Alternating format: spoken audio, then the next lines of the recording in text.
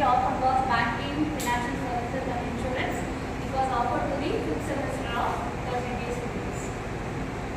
The FTP was about banking structure, banking sector, financial services and the insurance. Taking time into constant, it will be possible only to explain just the glimpse of banking sector, overview of Indian banking sector. Banks are the socially responsible organizations. They are involved in the economic development and they are involved in the upliftment of the general public.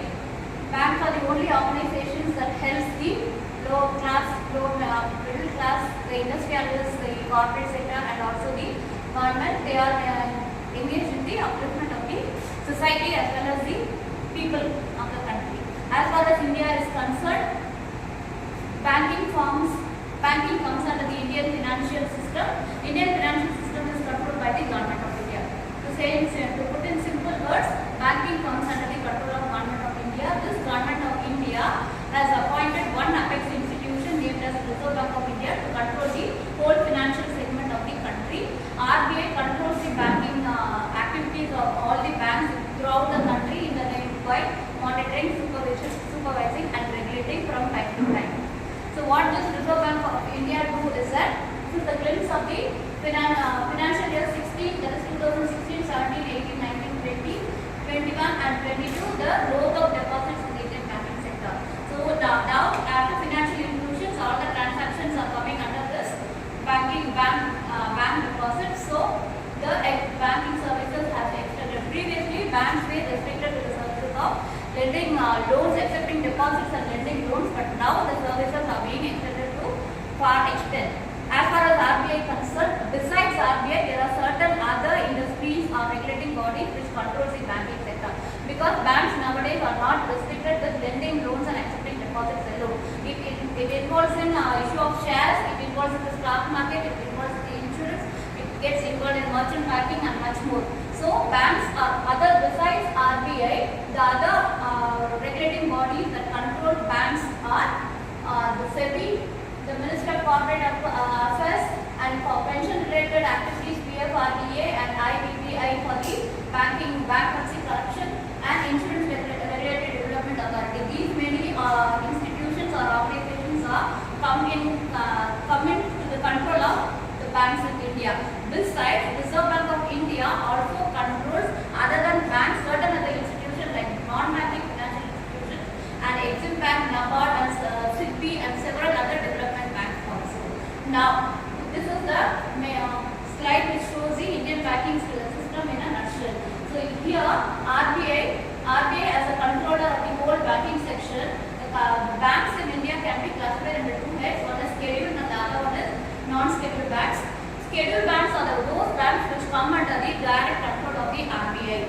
So there are certain other banks also which does not form part of the RBI control. What are they? They are called as unscheduled banks. Now what are these scheduled banks means? Please read. In the scheduled banks, in the RBI Act, RBI is implementation function from the year 1935. In the RBI Act, there is one schedule called second schedule. In that second schedule, certain banks will be listed. Only those banks will come under the RBI's control. Only those banks come under RBI's control means those banks will be protected under the RBI's licensing, repo, reverse repo, CRR, SLR. These are purely banking terms. To take CRR refers to the cash reserve ratio. The percentage or the amount of portion of that deposit which has to be kept in cash. And SLR refers to the statutory liquidity ratio. Certain amount of deposit, the percentage of the required percentage of the deposit which has to be kept as statutory in liquid form. Liquid form in the sense it must have the ability to get converted into cash within a very short span of time. So the banks which comes under the Reserve Bank control is covered under the protection of RBI. The RBI will lend them money. They will accept deposit from those banks. Repo and reverse repo and all other privileges which is provided by the RBI would be enjoyed by these scheduled banks. And what are these unscheduled banks? They will not come under the Reserve Bank's protection. They cannot borrow from the Reserve Bank. Reserve Bank will not lend any money to these unscheduled banks. Only during the time of emergency, Reserve Bank may render a helping hand to these banks. Now, if that is the case, what are the banks that come under the unscheduled banks? Local area banks, some part of cooperative banks and certain other banks comes under the unscheduled banks. What does if that is the case, now cooperative bank doesn't comes under RBI control. Is that so? No, not all the cooperative banks. Only those cooperative banks whose reserve capital is less than 5 lakhs will come under the unscheduled banks, and only those cooperative banks whose turnover for the past year is less than 3 crores. The banks whose turnover is less than 3 crores and the banks whose reserve capital is less than 5 lakhs will come under the unscheduled banks. That is, the Reserve Bank will not provide any sort of protection or any sort of assistance to those unscheduled banks. Now coming to the scheduled banks, the scheduled banks could further be classified into commercial, non-commercial. That classification is missing in the slide. Commercial, non-commercial, and the cooperative banks. Non-commercial refers to the development banks. Commercial bank means the banks which are run purely on the mode of profit motive. Commercial banks are those banks which run under the profit motive. These commercial banks are further again classified into public sector bank, nationalized bank, foreign banks, and regional rural banks, and also the private banks. Coming back again, what are these commercial banks? The first classification of commercial bank is the public sector bank. Under the public sector bank, we have pure public sector bank, pure public sector bank, nationalized bank, private bank, regional rural banks, and other private banks. What is this pure public sector bank? Public sector banks are those banks in which the share capital is held by the major portion of the share capital will be held by the government of India. That is the state government or the central government or whatever the government will be. So the major portion of the share capital will be held by the government in the public sector bank. And what are these nationalized banks? Even the national banks, major portion of the shareholdings will be held by the national bank. Then what is the difference between a public sector bank and a national bank?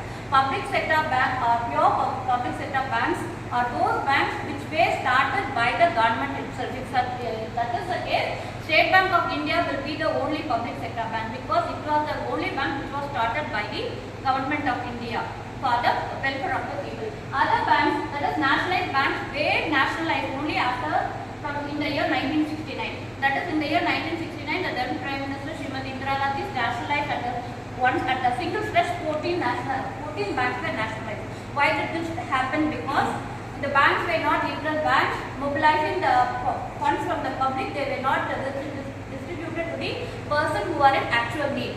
Banks were not interested in lending money to the poor or the education sector or the agriculture or the industry sector. They were interested in making profit of their own. So, the then Prime Minister what Madam did was she took into consideration all the banks whose turnover were more than 50 lakhs at that time. 50 crores. Prior to 1969, the banks whose turnover were crossed 50 crores per annum, those banks were taken into consideration and those banks were nationalized. Nationalizing in the sense, the license will be issued to them only when they open the branches in whichever places that are necessary and are notified by the government. If the government notifies any sector, they have to lend loan to those particular sector, that is education, agriculture, and the small farmers, industrialists, and the marginal laborers and all. Based on that condition, the banks which were earning more than 50 crores as turnover per annum were nationalized. And the second nationalization took place in the year 1980. At that time, 7 more banks got nationalized. So they were public sector banks. So,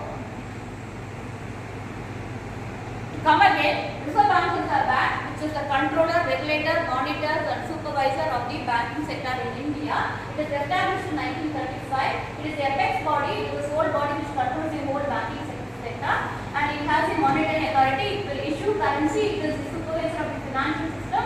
It is banker's bank, and it is also banker to the government. It helps to maintain the financial stability. Financial stability in the sense, whenever there is a need, it will increase the rate of interest to the commercial banks. Only at the rate of interest whichever the Reserve Bank specifies could be lended by the commercial banks. Other than that, commercial banks has no right to increase or decrease the percentage of the bank rate. It is at the guidance or information given by the Reserve Bank of India, all the commercial banks will function. Now, this is is what we said. I said previously. Scheduled banks and non-scheduled banks. Scheduled banks we saw previously. Scheduled banks mean in the list second schedule. RBI's Act. In the RBI's Act, there will be many schedules.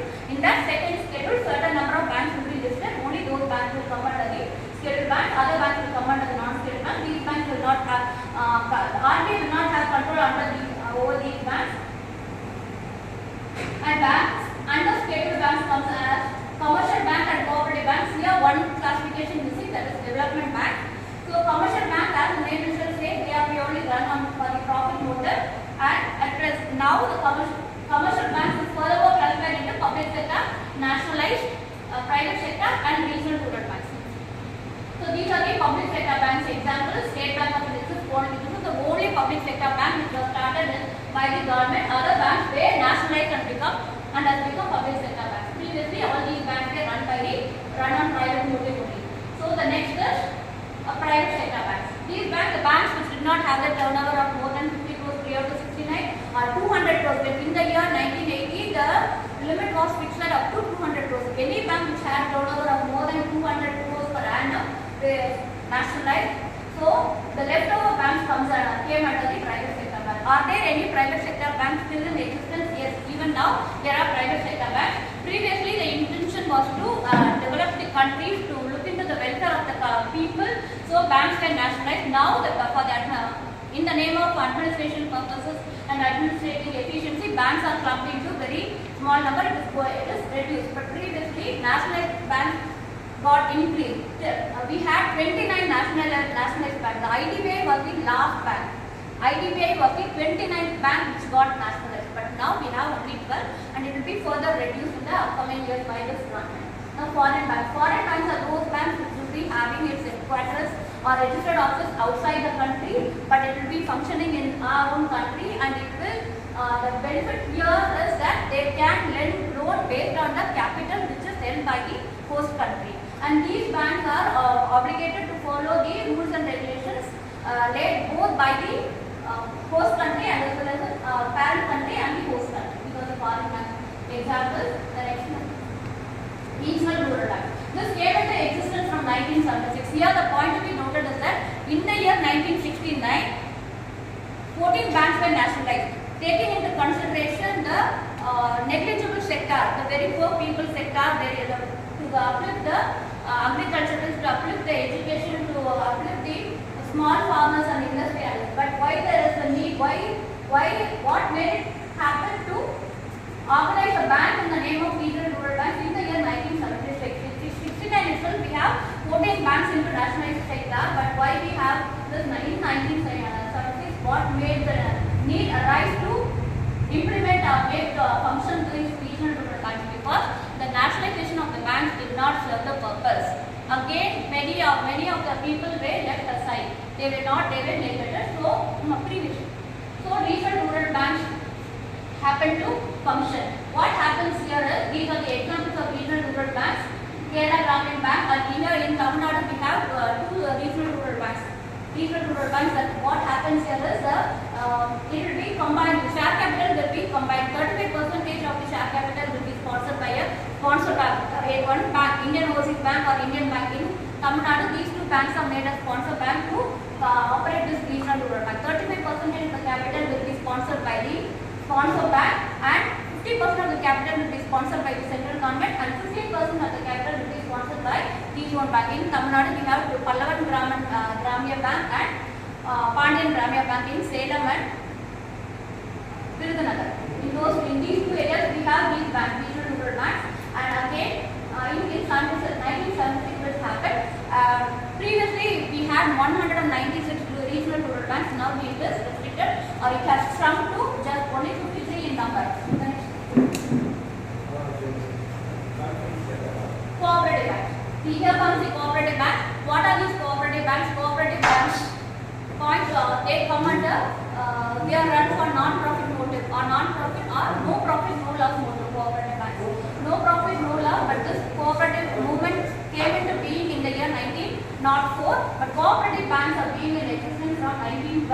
So what the point to note here is, RBI came into existence before independence from 1935. Nationalization of bank took place in 1969. And State Bank is here in its existence from the 18th century itself in different names. Previously it was named as Imperial Bank and Presidential Bank in 1921. In 1955 it was named as State Bank of India. Besides all, but these cooperative banks are in existence from the year 1914 itself.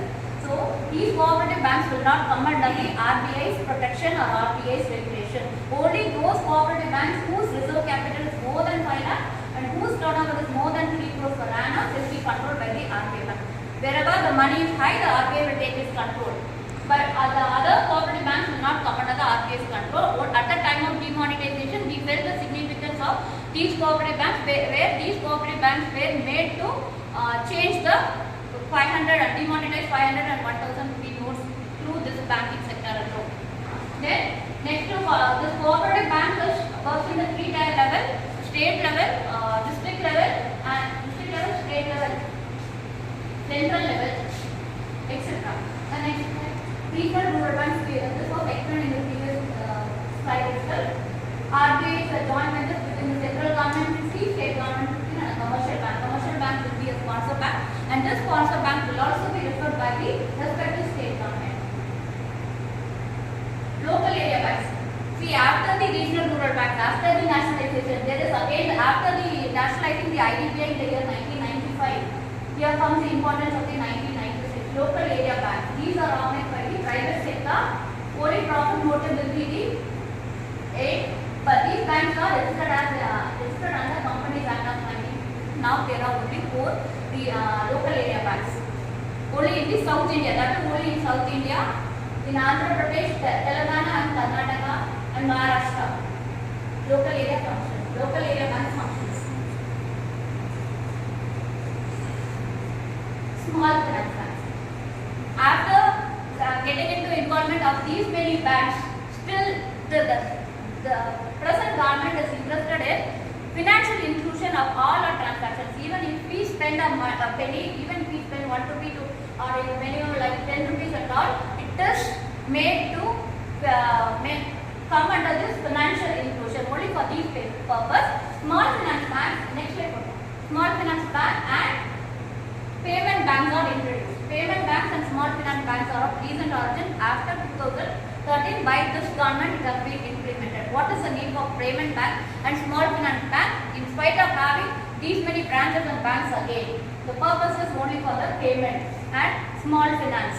So at one side private sector banks are got eliminated, but to the other side these small finance banks and payment banks are open. Payment banks, now we have the examples of payment banks are Airtel payment banks and Paytm payment banks. 7 banks were given license. Now actively 6 to 7 banks are acting as payment banks. What is the purpose of payment banks is that we cannot make any, they will not lend loan. We can make deposits only up to 1 lakh, only for the purpose of retail banking. That is, with the small amount of payments, no banks will be interested in getting the small payments from us. The banks will not accept 10 rupees and 20 rupees and all. Only for these purpose, payment banks are in function. Small. This is the concept of payment bank. And small finance banks, the banks for microfinance and self-help group lending purposes, small finance banks are in operation, and it is of new origin and it is getting extended nowadays. These are the examples of payment banks. Financial inclusion initiative, that is whatever we spend has to be taken into consideration. It has to come into the mainstream of the economic development or national income. If we spend in a currency way, if we don't spend through banking transaction, it will not come into account. For these purposes, in the name of financial inclusion initiative, these many active operations are in force now. So the first one is Pradhan Mantri Jan Dhan Yojana. Here we can open a bank account even with 1 rupee. So we have 140 plus crores in number. All of us can open an account in this by paying by depositing just 1 rupee. That is, very many transactions, the bigger or negligible amount will also be taken into consideration and will be accounted to our national income. Only for this purpose, this PMJDY has proposed. The next one is direct benefit transfer. Without any intermediaries, if we get any loan without any intermediaries like the commission agents or any other brokers, these benefits will be directly transferred to the beneficiaries without involving anyone's interference in that. Microfinance and self-help groups, We all know about it, self-help groups and microfinances. The next one is, what are the customer services support that are being provided by the banks?